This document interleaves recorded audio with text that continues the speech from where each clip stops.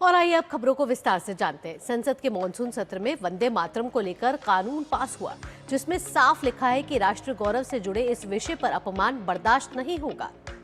इसके बावजूद 15 अगस्त को कांग्रेस दफ्तर में वंदे मातरम गायन को लेकर कुछ ऐसे दृश्य सामने आए जिसकी देश भर में अब निंदा हो रही है। हालांकि कांग्रेस इसके पीछे कई बहाने बनाए, लेकिन वो काम नहीं आया। और अब ताजा खबर यह है कि कल कांग्रेस वर्किंग ग्रुप की बैठक में वंदे मातरम को लेकर एक प्रस्ताव पारित हुआ है, जिसमें पार्टी ने तय किया है कि पार्टी 1937 के प्रस्ताव का पालन करेगी। कांग्रेस के कार्यक्रमों में वंदे मातरम के शुरुआती 2 छंद यानी 2 पैरा ही गाए जाएंगे। इसके पीछे वो दलील जो कांग्रेस दे रही है वो ये है कि ये फैसला महात्मा गांधी, नेहरू और उसके साथ साथ पटेल और रविंद्रनाथ टैगोर और सुभाष चंद्र बोस समेत जो वरिष्ठ नेता थे 1937 वाले उस प्रस्ताव के अनुरूप ये सहमति उस वक्त बनाई गई थी। और कांग्रेस की कार्यसमिति बैठक में भी ये फैसला लिया गया कि कांग्रेस 1937 के प्रस्ताव को ही मानेगी। तो जहां जहां कांग्रेस के कार्यक्रम होंगे वहां पर 2 ही छंद गाए जाएंगे।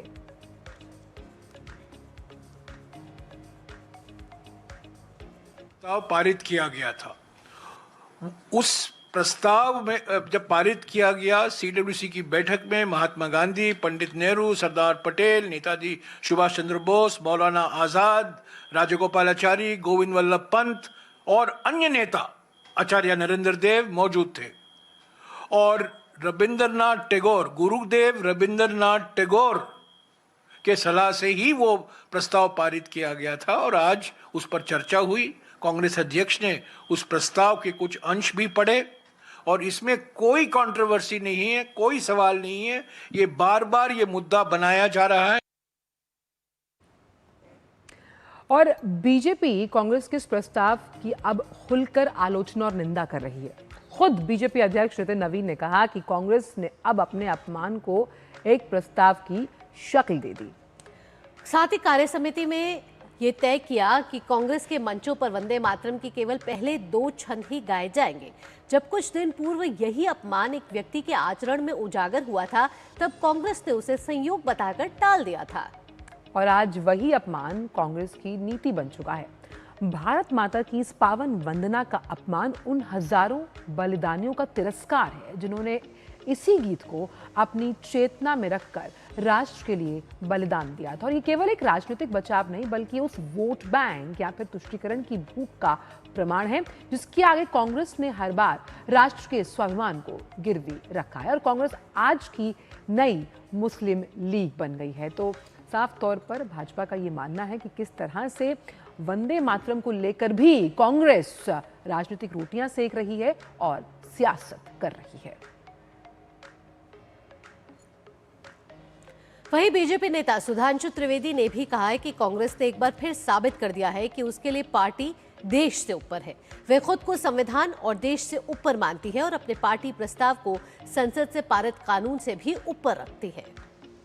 अब कांग्रेस ने उन अटकलों पर विराम लगा दिया कि वो आज की नई मुस्लिम लीग बन गई। 1937 में वंदे मातरम को लेकर मुस्लिम लीग की जो जिद थी, संसद से पारित कानून के बाद आज कांग्रेस भी उसी जिद पर कायम है।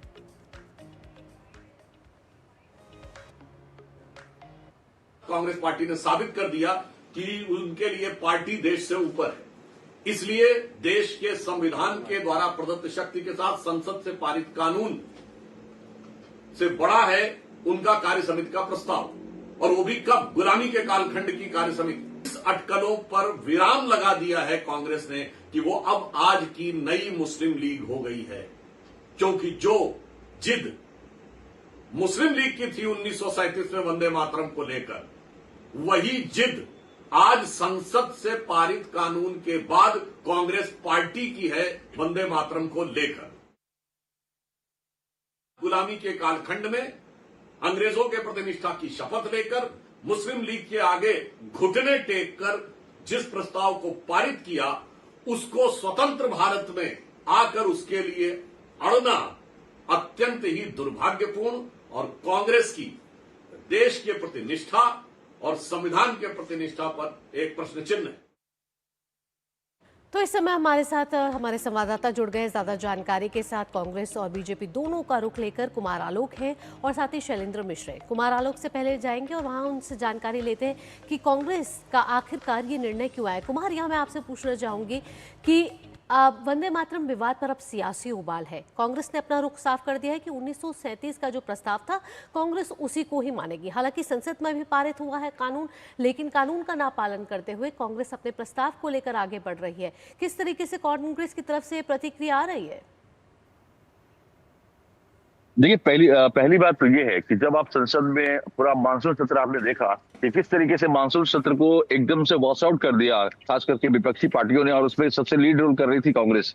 तो जब ये बिल पास हो रहा था तो सरकार बार बार कह रही थी कि आप चर्चा में भाग लीजिए, सुझाव दीजिए, जो सुझाव होगा हम उसको मानेंगे, उसको बिल में हम क्लब करेंगे। लेकिन आपने तो कोई भी जब बिल वहां पर पेश हुआ तो आपने चर्चा होने ही नहीं दिया, और वॉइस वोट से ज्यादातर बिल पास हुए। तो वहां आपने चर्चा में भाग नहीं लेकर के आप सीडब्ल्यूसी की बैठक में तय कर रहे हैं कि हम 2 ही स्टेंजा गाएंगे, पूरा स्टेंजा नहीं गाएंगे। आप 1937 के सीडब्ल्यूसी का हवाला दे रहे हैं कि जब रविंद्रनाथ टैगोर के सलाह पर सुभाष चंद्र बोस, महात्मा गांधी, नरेंद्र देव, आचार्य नरेंद्र देव, इन लोगों ने फैसला किया था कि वंदे मातरम की हम 2 ही पंक्तियां गाएंगे।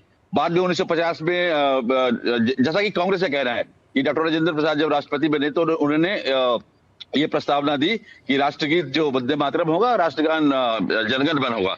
तो उसके बाद आप सीडब्ल्यूसी में प्रस्ताव पारित करते हैं, संसद की चर्चा में भाग ना लेकर के आप सीडब्ल्यूसी में चर्चा में भाग लेते हैं।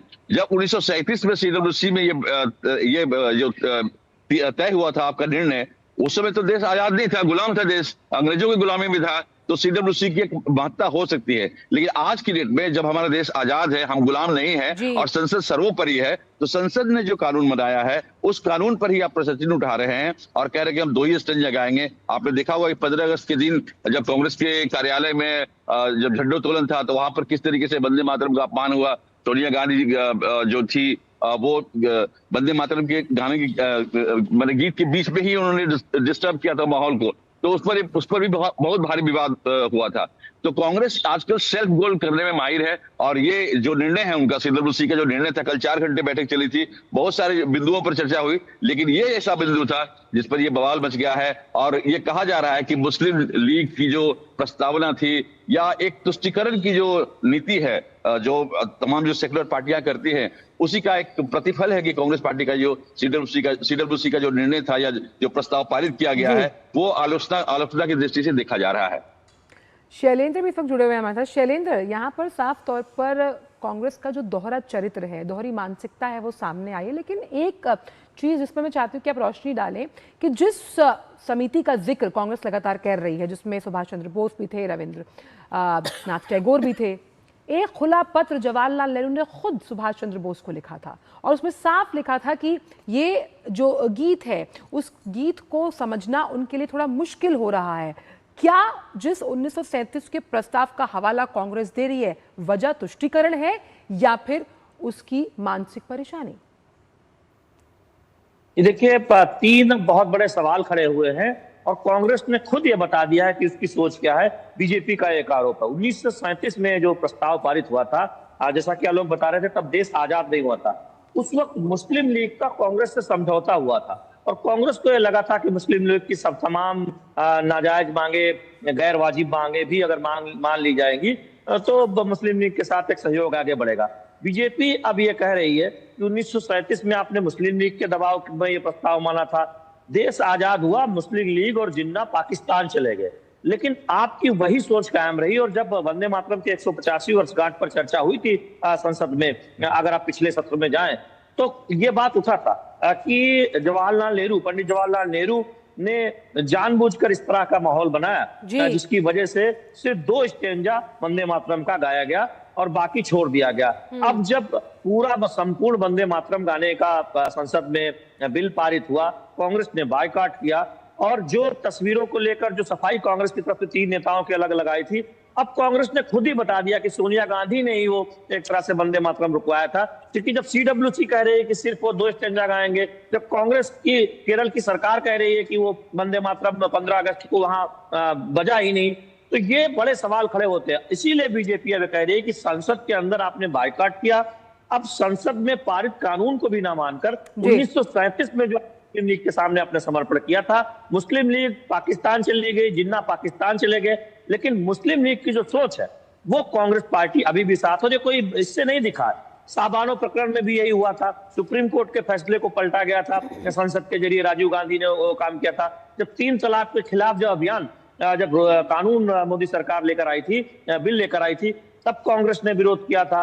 इस तरह के तमाम ऐसे उदाहरण हैं कि जब जब राष्ट्र हित की बात आती है और तुष्टीकरण की बात आती है अल्पसंख्यकों के, मुस्लिमों के, तो मुस्लिम तुष्टीकरण का रास्ता कांग्रेस अपनाती है। इसके अब रिकॉर्ड है, उदाहरण है, संसद में भी इसका रिकॉर्ड है कि क्या रुख था 3 तलाक पर, या फिर साबानों पर जो कानून लेकर आए उसके खिलाफ, या फिर अब बायकॉट किया जब संपूर्ण वंदे मातरम गाने का, और उसको अगर कोई अनादर करता है जानबूझकर तो सजा देने का जो प्रावधान बना। तो अब बीजेपी इसीलिए सवाल पूछ रही है कि कांग्रेस की सोच है मुस्लिम लीग की मानसिकता वाली, वो जाहिर हो गई। और याद कीजिए प्रधानमंत्री नरेंद्र मोदी ने कहा था मुस्लिम लीग एक माओवादी मानसिकता, तो वो भी अब बीजेपी कह रही है कि अब ये साफ दिखता है कि कांग्रेस पार्टी की सोच क्या है। जब उनके CWC में इस तरह का प्रस्ताव फिर से पारित होता है कि वो 2 स्टेंजा ही गाएंगे, आखिर उनको दिक्कत क्या है? जब बाकी जो लाइनें हैं वो भारत माता की अगर स्तुति करती है या फिर भारत की महानता को आगे बढ़ाती है, उसके वर्णन करती है, तो क्या कांग्रेस को उससे दिक्कत है? आपने बहुत अहम बात की है, एक बार इस पर कुमार आलोक का रुख लेते। कुमार, पार्टी की जो विरोधाभासी मानसिकता है, दोहरा चरित्र है, वो तो सामने आया है, लेकिन जो उनके नेता हैं, अगर इमरान मसूद की बात की जाए, वो कह रहे हैं कि भाई मैं सिर्फ वंदे मातरम अगर गाया जाएगा तो सिर्फ खड़ा होऊंगा, मैं वंदे मातरम नहीं गाऊंगा। अगर एक कांग्रेसी नेता की सोच यही है, जहां राष्ट्र उसके लिए सर्वोपरि नहीं है, किस तरह से वो अलग अलग राज्यों में उन तरह की नीतियां बनाने का लगातार विश्वास जताते हैं कि हमारे लिए देश पहले है? देखिए, इमरान मसूद विवादित नेता रहे हैं और उन्होंने अपने पूरे पॉलिटिकल करियर में जितने विवादित बयान दिए हैं उसकी जितनी भी आलोचना की जाए कम है। लेकिन अगर आप दूसरे नेताओं को देखें, जो वर्क थे, जो सांसद थे, मोहम्मद वर्क, उन्होंने साफ कहा था संसद में कि मैं वंदे मातरम नहीं गाऊंगा। तो उस समय वो बसपा के वो सांसद थे। बाद में उनके बेटे जो हैं वो समाजवादी पार्टी से सांसद बने हैं। तो ये विरोधाभास जिस तरीके से दर्शाया गया है मुस्लिम लीग के द्वारा आप कहें, या जो और भी तंजीमें हैं जो अल्पसंख्यक समुदाय का नेतृत्व करते हैं, उनका शुरू से रहा है वंदे मातरम के खिलाफ उनका रवैया रहा है। और उसी रवैये को देखते हुए तमाम जो सेकुलर पार्टियां हैं, जो अपने आप को सेकुलर कहती हैं, चाहे वो कांग्रेस हो, चाहे वो समाजवादी पार्टी हो, चाहे वो RJD हो, तो ये चाहे आप ओवैसी की पार्टी को ले लें, तो इनका वंदे मातरम के प्रति हमेशा से अनादर का भाव रहा है। और ये जो खासकर कांग्रेस पार्टी की हम बात करें, तो ये अभी जो चुनाव का वक्त है, कुछ राज्यों में चुनाव होने वाले हैं अगले साल, इसके अलावा लोकसभा का चुनाव 2029 में होने वाले हैं। तो अभी से यह मोमेंटम बना रहे हैं कि सेकुलरिज्म के हम ही सबसे बड़े पक्षधर हैं, और जो अल्पसंख्यक वोट है इनके लिए बहुत बड़ा इंपॉर्टेंट थिंग है, और उसको लेकर के ये राजनीति हो रही है। मैं आपको एक बार फिर दोबारा कह रहा हूं कि कांग्रेस सेल्फ गोल मारने में बहुत ही तीक्ष्ण रही है, और उसी का परिणाम है कि कल के CWC की बैठक में 4 घंटे की बैठक हुई, और 4 घंटे की बैठक में मीडिया में या और किसी जगह में किसी उनके प्रस्ताव की चर्चा नहीं है। लेकिन इस प्रस्ताव की चर्चा जरूर है कि वंदे मातरम को हम 2 ही स्टेंजा गाएंगे, और अपने आप को विवादों के केंद्र में लाने में कांग्रेस और हैरानी की बात यहाँ पर यह कि उसी कांग्रेस वर्किंग कमेटी में छात्रों के भविष्य की बात की जा रही है, और भविष्य कहीं ना कहीं आपके अतीत से जुड़ा हुआ होता है। और अतीत में जिस तरह से अगर हम वंदे मातरम की बात करें, जहां मां भारती की वंदना है, बहुत ही दुखद है जिस तरह का चरित्र कांग्रेस इस वक्त दिखा रही है। बहुत बहुत शुक्रिया आप दोनों का ही इस बड़े मुद्दे पर तमाम जानकारियों के साथ जुड़ने के लिए।